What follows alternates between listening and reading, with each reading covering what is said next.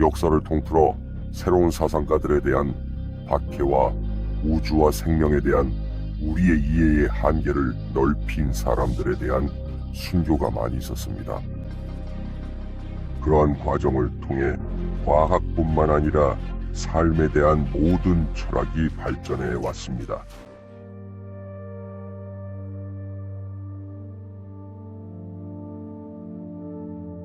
저는 의대 1학년 때 동종요법에 관심을 갖게 되었습니다. 저는 스탠포드에 합격했고 실습을 하면서 방금 전까지 불치라고 배웠던 질환들이 동종요법으로 치료되는 사례를 직접 보았습니다. 젊고 매우 이상적이며 순진했던 저는 이건 정말 놀랍다고 생각했습니다. 이걸 스탠포드에 가져가고 싶다고 생각했죠. 그래서 저는 컨퍼런스를 준비했습니다. 제가 이 강연을 주최한 결과 그들은 저를 괴롭히기 시작했습니다. 그들은 근거 없는 온갖 비난을 했고 저에게 의대 과정을 1년 더 반복하게 만들었습니다. 나중에 제 변호사가 조사해보니 그들이 제가 개업도 하기 전에 파산시키려 이 일을 계획했음을 알게 됐죠. 4년 11개월 동안 의대에 다녔지만 저는 졸업을 허락받지 못했습니다.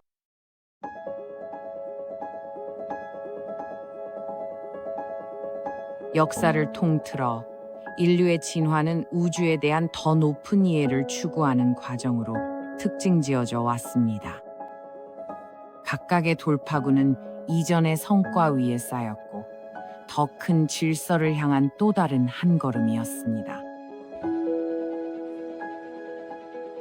하지만 아무리 뛰어난 두뇌를 가졌더라도 우리의 노력은 때때로 똑같이 뒤로 물러나는 결과를 낳기도 했습니다. 그리고 우리를 앞으로 나아가게 하는 바로 그 뛰어난 갈망이 너무나 자주 사기와 이익을 위해 악용됩니다. 모든 주장에 대해 우리가 검증할 책임이 있습니다.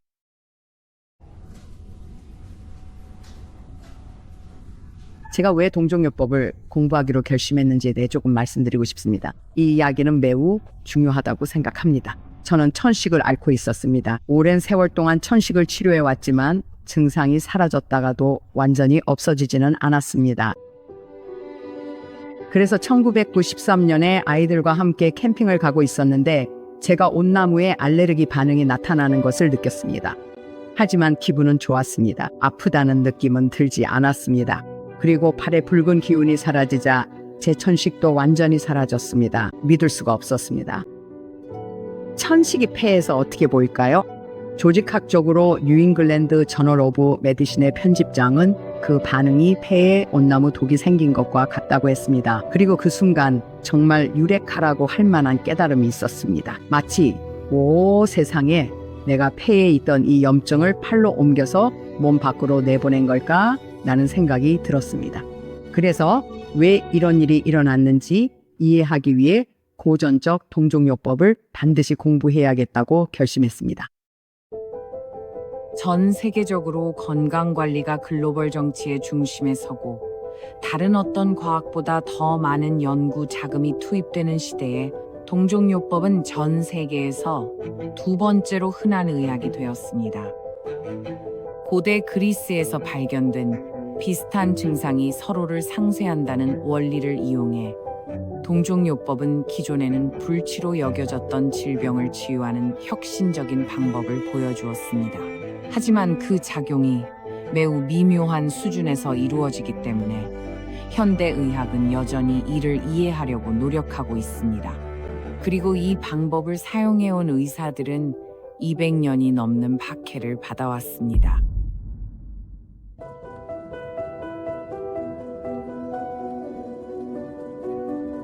2003년에 저는 한 마리의 말을 구조했습니다. 사람들은 기본적으로 그 말이 3일 안에 죽을 거라고 했습니다. 많은 오존 치료와 동종요법, 그리고 여러 지원을 받았습니다. 그 말은 이후 8년 반 동안 말쇼에서 뛰며 살았습니다. 그래서 저에게는 그것이 성공이었습니다. 수의사 협회는 그것을 인정하지 않았습니다. 그들은 말을 안락사시켜야 한다더군요. 전 잘못이었기에 부당하다 느꼈습니다. 제가 맞서 싸우자 수의사 협회는 로만 박사 제명 통보를 받았고 전 법적 문제로 160만 달러 넘게 썼죠.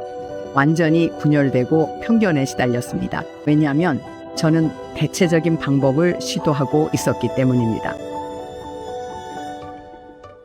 우리 정부의 기관들이 전체론적 치료사들을 상대로 정치적 무기로 사용되어 왔습니다.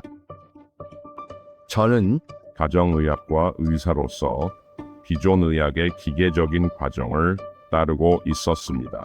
그리고 제한적인 결과에 점점 실망하게 되었습니다. 그래서 아테네 동종요법 의학학교에서 공부했습니다. 그 후 서브노스캐롤라이나에서 일하게 되었고 세상에 제가 동종요법 의사임을 알렸습니다.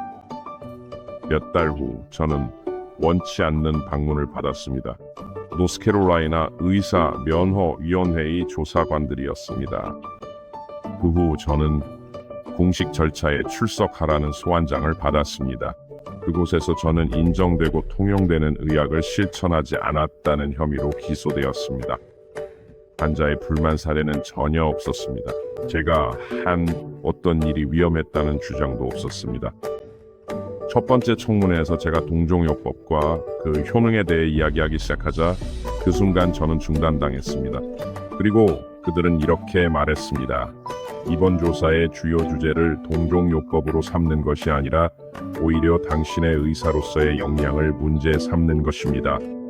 그래서 그들은 저에게 많은 의학적 질문을 했고 저는 그 답을 모두 알고 있었습니다. 저에게는 여러 명의 내과 의사들이 있었고 또 여러 명의 환자들도 있었습니다. 그 환자들은 다른 곳에서는 얻지 못했던 동종요법의 효과에 대해 증언했습니다. 이것은 정말로 철학의 대결이었습니다. 그 후 위원회는 저를 비전문적 행위로 기소했습니다. 여기서 비전문적 행위란 인정되고 일반적으로 통용되는 기준에 따라 진료하지 않은 것을 의미했습니다. 그들은 제 면허를 바로 박탈하는 대신 조건부 보호 관찰을 제안했습니다. 그 조건은 제가 동종요법 진료를 포기하는 한 노스캐롤라이나에서 기존 의학을 계속 진료할 수 있다는 것이었습니다.